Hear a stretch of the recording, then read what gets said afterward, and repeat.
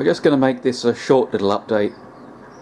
I've actually managed to get one of my own bikes up on the bench, and this is my Moto Guzzi 250 TS.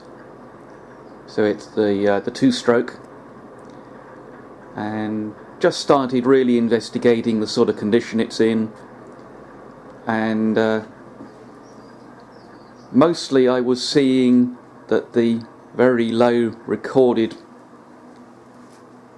mileage, or kilometerage if you want to put it that way, is entirely possible. Most stuff is pretty clean. You know, if you look, I probably haven't got enough light. Yeah, it's just about showing. But there's not a huge build-up of dirt inside the mudguards. The back of the crankcase is likewise not that dirty. However, it looked like there was quite a lot of play in the swing arm. Wheel bearings are good, for example. But you say that the swing arm was probably beyond the annual MOT test in this country. So we had the swing arm out to have a look, and it's quite interesting what's gone wrong. So you can see the play there, but not much of it is on the pin. The pin's got a little bit of wear in it, not a huge amount. The other end, which hasn't got excessive play, looks about the same. Now what's interesting is the state of the swing arm bush on this side, and it looks like they were using the same kind of system as Marini, of a cast iron bush, and it's obviously broken.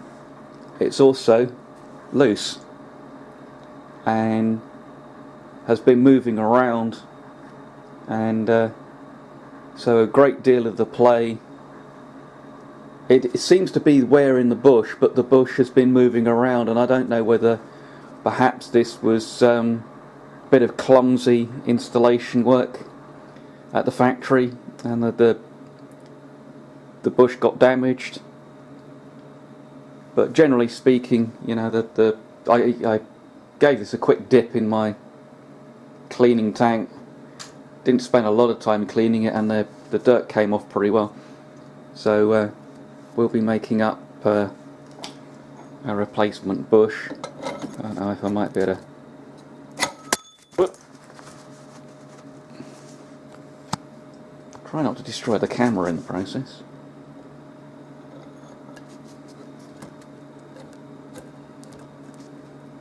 There seems to be a little bit of a lip in there, so I'm most likely going to have to bore or ream this out to get a new bush to push in nicely. On the Marinis, it's a very generously sized bush, and I tend to go for Teflon PTFE, if it's not actually DuPont material, and but these are smaller diameter, and they're narrower, so and they're not supported both ends, so bronze is probably the way to go, and I'm probably end up making a new spindle as well, and I'll add some lubrication provision to it, 'cause, I mean, these were cheap bikes when it comes down to it.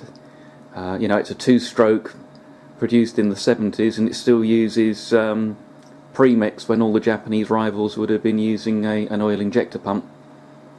So yeah, we'll probably just give it provision for lubrication in there. And so apart from having a bench covered in Marini starter motors waiting for the bronze gears to arrive for a rebuild, and Where's the really bad one? Oh, yeah. So, that one you can see worn to a knife edge and then wiped out totally.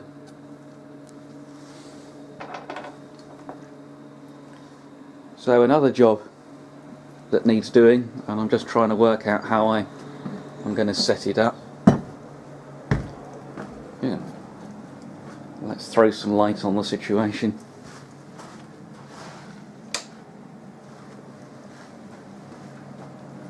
Is this motor out of my Ingersoll Rand screw compressor that I acquired, and it needs the phase coils reconnecting in parallel to get down to a range where I can power it from 240 volt, and I can't get to the third connection, and I hope that if I can get to that connection I can do the rewiring. But basically I need the stator out of the casing, and the way they do it well, nobody in the UK repairs motors this small unless they've got a really special application. I can buy a new motor for £200, and they're talking 400 plus to rewind one. But if they were to rewind, they apparently use an induction heater to expand the casing and get it to slip off easily. I really haven't got any way of setting it up and putting in heat fast enough to get it off. So my plan is instead to actually split the casing, and if I can put a slitting saw down the casing through here, I'll probably come in and relieve the boss out with an end mill first. So that'll take the tension out, and then I'll mill a couple of slots in this direction and use bolts through the mounting feet to turn the whole casing into a clamp, which I think will make it secure enough. So that's about it. At the moment we still need to do major tidy ups and rearranging. Oh yeah, there's one more thing on the Guzzi. The tank I think is sound, but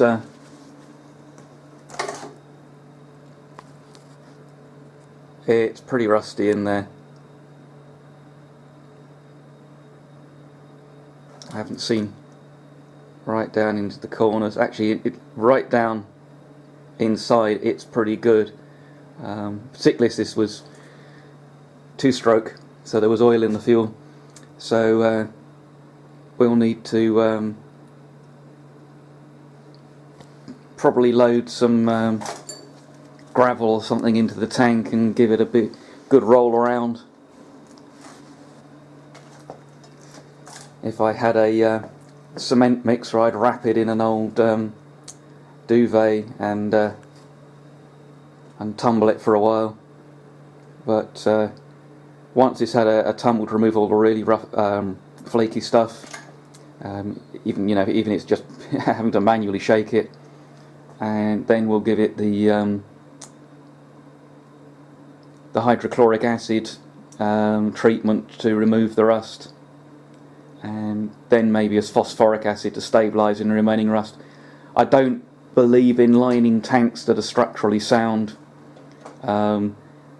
As much as the lining companies claim that the linings are good, they change the fuel formulation and you end up with lining peeling off, and it's always harder to get deteriorating lining out than it is to just deal with a bit of rust coming through and clogging up the fuel tap pre-filters or the or inline filters. I'd rather have to sort them out than to ever have to strip a failing lining out of a tank.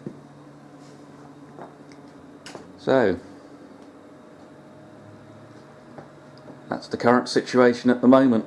We've got a little addendum on the swing arm bushes. As you can see, I've now got them out, and this is the one with the broken end, and one from the other end. It's clear that these bushes would in fact both have been flanged, can see the fracture there. So quite how, I can only assume that was a really clumsy installation job that caused all of that flange to break off. So that's the only bearing surface for end thrust on one side. But there's also these striations which are on both bushes, and you can see there's a raised spot on that one. So whether these were undersized in the swing arm, and this was something that was done to try and raise some metal and hold them in place. This one, when I got a drift in there, and I've got this